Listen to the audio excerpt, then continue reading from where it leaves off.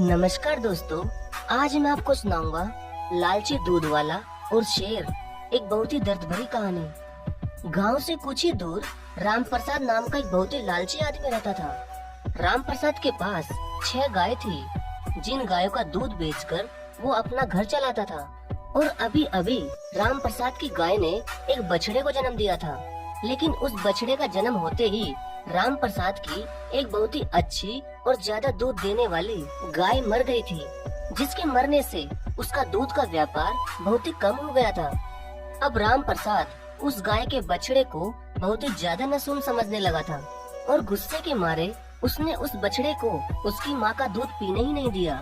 वो उसे सिर्फ बचा हुआ दूध ही पिलाता था और हमेशा ही उस राम प्रसाद ने उस बछड़े को उसकी माँ के पास कभी भी नहीं जाने दिया। अब वो बछड़ा चाहे कितना भी चिल्लाता, मगर उस दूध वाले राम प्रसाद को जरा भी उस बछड़े पर दया नहीं आई। अब वो बछड़ा थोड़ा बड़ा हो गया था, लेकिन अभी भी वो दूध वाला उस बछड़े की नसूमियत को भूला नहीं था और पूरी रात ही वो उसे सबसे अलग एक खूंटे पर बांध कर रखता था और उस बछड़े को बहुत ही ज्यादा बुरा भी लगता था। और उस ईश्वर से वो खूब रोता हुआ ये कहता था कि हे प्रभु, आपने ऐसा क्यों किया मेरे साथ? आपने मेरा जन्म होते ही उस गाय को क्यों मारा? उसके मरने से ये दूध वाला भी मुझे बहुत ही ज्यादा नासून समझता है। इसमें मेरा क्या कसूर है प्रभु? ये सोचता हुआ वो बछड़ा आंखों में आंसू लिए चुपचाप सो गया। लेकिन आधी रात को उस बछड़े की अचानक ही आंख खुली और उसने थोड़ी दूर पर एक बड़े शेर को देखा। शेर को देखते ही वो बछड़ा जोर जोर से चिल्लाने लगा। तभी उसके चिल्लाते ही वो दूध वाला और उसका बेटा एक डंडा लेकर बाहर आ गए। लेकिन वो शेर वहाँ से भाग चुका था और वहाँ किसी को भी ना देखकर राम प्रसाद को बहुत ही ज्यादा गुस्सा आया और उसने उसी डंडे से उस बछड़े को बहुत मारा। अब उसकी माँ भी अपने बछड़े को रोता देख बहुत ज्यादा रोने लगी।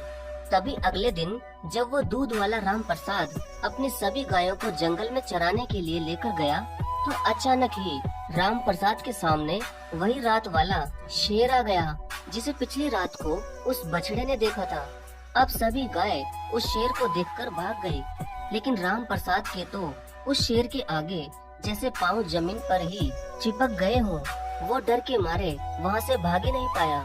ये सब दूर से वो सभी गाय देख रही थी और कुछ ही दूरी पर खड़ा वो बछड़ा भी राम प्रसाद को उस शेर से डर के मारे कांपते हुए देख रहा था। अब राम प्रसाद समझ चुका था कि ये शेर उसे खा जाएगा और उसकी मौत अब निश्चित है।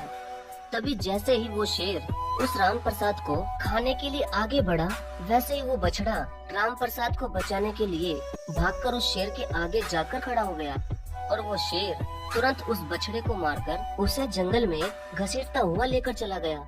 अब राम प्रसाद सब समझ गया था कि उस बछड़े ने यहाँ से भागने की बजाय उस शेर के आगे जाकर मुझे उससे बचाया है। और अब वो राम प्रसाद खूब रोता हुआ वही घुटनों के बल बैठ जाता है और आंखों में आंसू लिए वो ये सोचता है कि उस बछड़े के साथ मैंने कितना अत्याचार किया और मैं हमेशा से ही उसे कितना नासून समझता रहा और आज उसने ही अपनी जान देकर मेरी जान बचाई। मुझे माफ कर देना भगवान। ये सब सोचता हुआ वो दूध वाला राम प्रसाद रोता हुआ अपने घर चला गया। तो दोस्तों, सच कहूँ तो जो इंसान दूसरों को नासून समझता है, वाकई में वो खुद ही नासून होता है। और ये बात उस बछड़े ने राम प्रसाद को उस शेर से बचाकर और खुद जान देकर साबित कर दिया है।